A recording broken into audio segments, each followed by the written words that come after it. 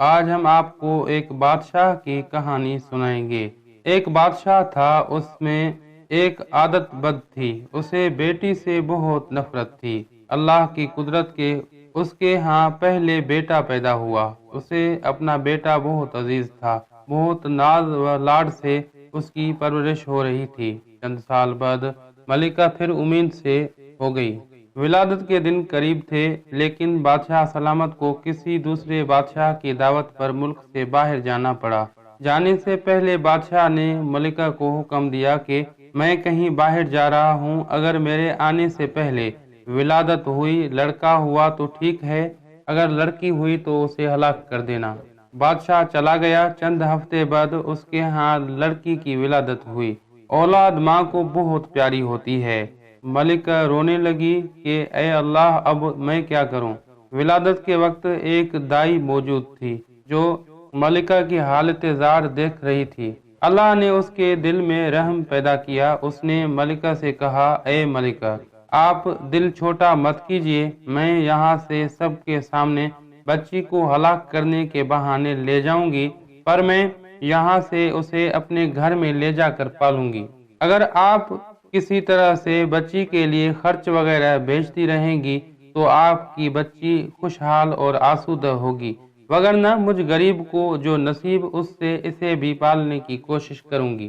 ملکہ نے کچھ سونا، چاندی، زیور وغیرہ بچی کے واسطے تھما دیے، بچی کو اس کے حوالے کیا۔ محل میں یہ بات پھیلائی گئی کہ دائی نے بچی کو لے جا کر ہلاک کر دیا ہے، جبکہ دائی نے شہزادی کو اپنے گھر لا کر پورے ناز و نعم سے اس کی پرورش شروع کر دی۔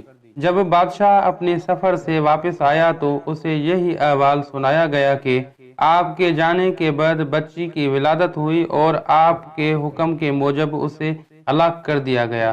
بادشاہ اپنی بد عادتی کے باعث خوش ہوا۔ دائی نے لوگوں کے سامنے شہزادی کو اپنی نواسی ظاہر کیا۔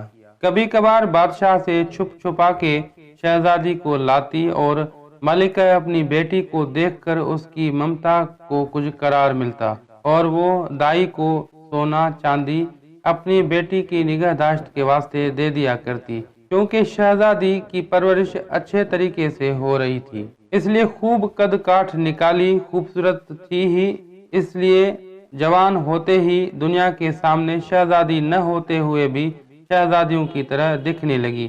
ایک دن بادشاہ کی سواری شہر سے گزر رہی تھی۔ اس وقت شہزادی اور دائی بھی اسی راستے سے گزر رہے تھے۔ بادشاہ کی نظر شہزادی پر پڑی، پوچھا، یہ کون ہے؟ وزیر نے کہا، یہ اس بیچاری عورت کی نواسی ہے۔ بادشاہ نے حکم دیا، مجھے یہ بہت پسند آئی ہے، کل اس کے گھر میرے لیے رشتہ لے کر جانا۔ چونکہ حقیقت کا کسی کو پتہ ہی نہیں تھا، اس لیے دوسرے دن وزیر، وکیل وغیرہ دائی کے گھر بادشاہ کے لیے اس کی نواسی کا ہاتھ مانگنے گئے۔ اب دائی کے اوسان خطا ہو گئے کہ یا اللہ، اب میں کیا کروں؟ اس نے صاف انکار کرتے ہوئے کہا، میں ایک غریب ہوں، میرے نواسی بادشاہ کے لائق نہیں، اور نہ ہی بادشاہ کا کسی غریب سے رشتہ جوڑنا صحیح ہے، اس لیے دوبارہ اس سلسلے میں میرے گھر مت آئیے گا۔ بادشاہ خود تو نہیں آیا، لیکن دائی کے گھر رشتے کے لیے بہت سے بندے بھیجے۔ سب نے دائی کو بہت منت سماجت کی، لالچ دیے، دھونس دھمکی دی، لیکن دائی ٹس سے مس نہیں ہوئی۔ تب بادشاہ نے حکم دیا کہ دائی کو پکڑ کے خوب سزا دے تاکہ وہ رشتے کے لیے مان جائے۔ سپاہی دائی کو پکڑ کر بادشاہ کے سامنے لائے اور انہوں نے اسے خوب کوٹ کوٹ کر پیٹنا شروع کیا۔ سپاہیوں نے دائی کو کپڑے کی طرح نچوڑ کر رکھ دیا۔ بیچاری پہلے سے ہی 2 ہڈیوں پر تھی، اتنی مار برداشت نہ کر سکی اور بادشاہ کے سامنے چیخ پڑی، بادشاہ سلامت، یہ کوئی اور نہیں بلکہ آپ کی بیٹی ہے۔ میں نے اسے ہلاک کرنے کے بجائے لے جا کر اپنے گھر میں اس کی پرورش کی ہے۔ اب بادشاہ کو احساس ہوا کہ وہ کیا غلطی کرنے جا رہا تھا۔ خدا نے اسے گناہ عظیم سے بچایا۔ وہ اور زیادہ غصے میں آ گیا، اپنے بیٹے یعنی شہزادے کو بلا کر حکم دیا کہ اپنی بہن کو جنگل میں لے جا کر قتل کر دے اور اس کی آنکھیں نکال کر اور گردن کا خون لا کر مجھے دکھا دے تاکہ مجھے یقین ہو جائے کہ شہزادہ پریشان ہوا کہ وہ کیسے اپنے ہاتھوں سے اپنی بہن کو قتل کرے، اس کی آنکھیں نکالے اور اس کے گردن کا خون لا کر باپ کو دکھا دے۔ اسے کسی صورت یہ گوارا نہ تھا، اگرچہ اسے اپنی بہن کے متعلق اب معلوم ہوا، لیکن اسے پتا تھا کہ بادشاہ ہر صورت اپنی بیٹی کو ہلاک کرنا چاہتا ہے۔ اگر اس نے اسے قتل نہیں کیا تو بادشاہ دونوں کو ہلاک کر دے گا۔ مجبور ہو کر اپنی بہن کو ساتھ لے کر جنگل کی طرف چل پڑا۔ جب دونوں جنگل پہنچ گئے تو بھائی کی محبت بہن کے لیے جوش میں آ گئی۔ بہن سے کہا کہ میں کسی صورت تمہیں اپنے ہاتھوں سے قتل نہیں کر سکتا، میں تمہیں یہیں چھوڑے دیتا ہوں، آگے تمہاری قسمت کے تمہیں درندے کھا جائیں یا تم بچ کر کہیں اور نکل جاؤ۔ لیکن بہن نے بھائی کا ہاتھ پکڑ کر کہا، نہیں بھائی، تم مجھے قتل کر دو، میری آنکھیں اور خون لے جا کر باپ کو دکھا دو، نہیں تو وہ تمہیں مار دے گا، جو مجھے کسی صورت گوارا نہیں۔ دونوں بھائی بہن ایک دوسرے کے گلے لگ کر رو پڑے۔ آخر کسی طرح بھائی نے بہن کو منا لیا۔ شہزادی آنسو بہاتے ہوئے گھنے جنگل کی طرف جانے لگی، آخری بار پلٹ کر بھائی کو دیکھا اور جنگل میں گھس گئی۔ اس کے بعد شہزادے نے ادھر ادھر سے ڈھونڈ کر ایک ہرن کا شکار کیا، اس کی گردن کا خون نکالا اور آنکھیں نکال کر لے جا کر بادشاہ کو دکھا دی۔ بادشاہ نے آئینہ منگوایا، اس میں ان آنکھوں کو اور اپنی آنکھوں کو غور سے دیکھا۔ جب اس کو یقین ہو گیا کہ آنکھوں کا رنگ ایک ہی ہے، تب اسے تسلی ہوئی۔ ملکہ نے کسی طریقے سے شہزادے کو بلا کر اس سے بیٹی کے متعلق پوچھا۔ شہزادے نے ماں کے سامنے سارا احوال گوش گزار کر دیا۔ ملکہ نے منہ آسمان کی طرف کر کے ہاتھ اوپر اٹھائے اور بیٹی کے لیے دعا مانگی کہ اے اللہ، تو میری بیٹی کی حفاظت کر، اسے اپنے امان میں رکھ اور اسے کسی اچھی جگہ پار لگا۔ اب آگے شہزادی کا قصہ سنیے۔ شہزادی جنگل میں رہنے لگی اور بھوک مٹانے کے لیے جنگلی پھل پھول بوٹے کھا کر اپنا وقت گزارنے لگی۔ اس دوران بہت سا وقت گزر گیا، جھاڑیوں کانٹوں سے الجھ کر اس کی بوسیدہ کپڑے تار تار ہو گئے۔ آخرکار اس کے بدن پر کوئی کپڑا نہ رہا۔ ایک دن کسی اور ملک کا بادشاہ اپنے لشکر کے ساتھ اسی جنگل کے راستے سے گزر رہا تھا۔ اتفاقاً بادشاہ اسی طرف جا نکلا جدھر شہزادی تھی۔ جب شہزادی کے کانوں میں کسی گھوڑے کے قدموں کی آہٹ پڑی تو جلدی جلدی کسی گھنے درخت پہ چڑھ گئی اور اس کے بڑے بڑے پتے توڑ کر اپنی ستر پوشی کر کے چھپ کے بیٹھ گئی۔ بادشاہ بھی آ کے اسی درخت کے نیچے ٹھہر گیا۔ درخت گھنا اور سایہ دار تھا۔ ایک طرف اپنے گھوڑے کو باندھا اور درخت کے سائے میں کپڑا بچھا کر تھوڑی دیر سستانے کی خاطر لیٹ گیا، کیونکہ اس کا منہ آسمان کی طرف تھا اور وہ اپنے خیالوں میں گم تھا۔ اس کی نظر درخت کے گھنے پتوں میں پوشیدہ کسی ہیئت پر پڑی۔ وہ اچھل کر کھڑا ہو گیا اور بلند آواز سے کہنے لگا، اے اللہ کی مخلوق، تم کوئی پری ہو، فرشتہ ہو، جن ہو یا کوئی انسان ہو، جو بھی ہو، اپنے آپ کو ظاہر کرو، میں تمہیں کوئی نقصان نہیں پہنچاؤں گا۔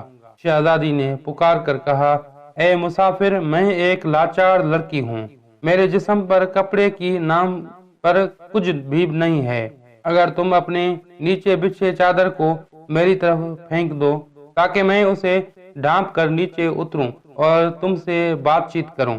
بادشاہ نے اپنے نیچے بچھے کپڑے کو اٹھایا، اس کا گولا سا بنا کر اس کی طرف پھینکا۔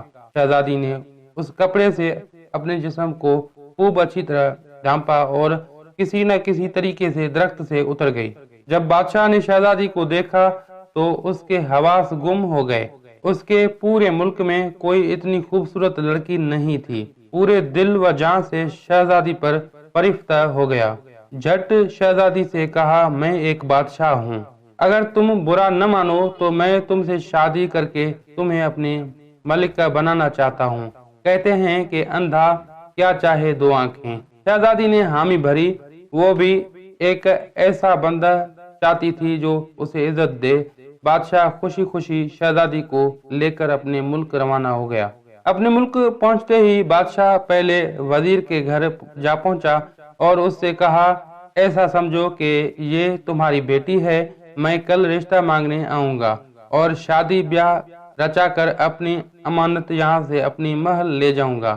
وزیر نے آداب بجا کر کہا، بادشاہ سلامت، آپ پوری طرح سے تسلی رکھیے، یہ آپ کی امانت ہے اور میری بیٹی ہے، جب آپ کا دل چاہے اسے بیاہ کر لے جائیے۔ بادشاہ شہزادی کو وزیر کے گھر چھوڑ آیا۔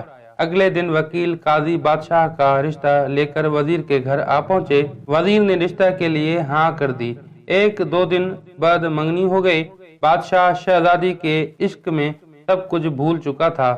جلد ہی شادی کا نیوتا بھیجا اور شہزادی کو بیاہ کر اپنے محل لایا۔ بادشاہ اور شہزادی اپنی شادی سے بہت خوش تھے۔ اس دوران بادشاہ نے شہزادی سے اس کے متعلق کچھ نہیں پوچھا تھا۔ چند سال بعد اس کے ہاں بیٹے کی ولادت ہوئی۔ بادشاہ بہت خوش تھا۔ اس نے شہزادی سے جو اب ملکہ بن گئی تھی پوچھا، اب جبکہ اللہ نے ہم دونوں کو اولاد نرینہ سے نوازا ہے، تم اب ایک بیٹے کی ماں بن گئی ہو، اب مجھے بتاؤ کہ تم کون ہو، کس کی بیٹی ہو اور کس جگہ سے تمہارا تعلق ہے۔ شہزادی نے کسی طریقے سے بادشاہ کو ٹال دیا۔ ماہ و سال گزرتے چلے گئے۔ بادشاہ کے ہاں دوسرے بیٹے کی ولادت ہوئی۔ بادشاہ نے دوبارہ شہزادی سے وہی سوال دہرایا۔ شہزادی نے پھر بادشاہ کو ٹال دیا۔ آخر کار ان کے ہاں جب تیسرے بیٹے کی ولادت ہوئی تو اس موقع پر بادشاہ نے شہزادی کی حقیقت معلوم کرنے کے لیے بہت دباؤ ڈالا۔ آخر کار شہزادی مان گئی اور بادشاہ کو حقیقت بتائی کہ وہ فلاں ملک کے بادشاہ کی بیٹی ہے۔ بادشاہ کو کس طرح بیٹیوں سے نفرت تھی، اس نے کس طرح مجھے مارنے کا حکم دیا اور دائی نے مجھے کس طرح بچا کر اپنے گھر میں میری پرورش کی۔ بادشاہ نے کس طرح مجھے دیکھا، پھر کس طرح اپنے بھائی کے حوالے کر کے قتل کرنے کا حکم دیا۔ میں اس طرح جنگل میں خوار زندگی گزارنے لگی، وہاں تم نے مجھے دیکھا، مجھے اپنے ساتھ لے آ کر آئے اور مجھ سے شادی کی۔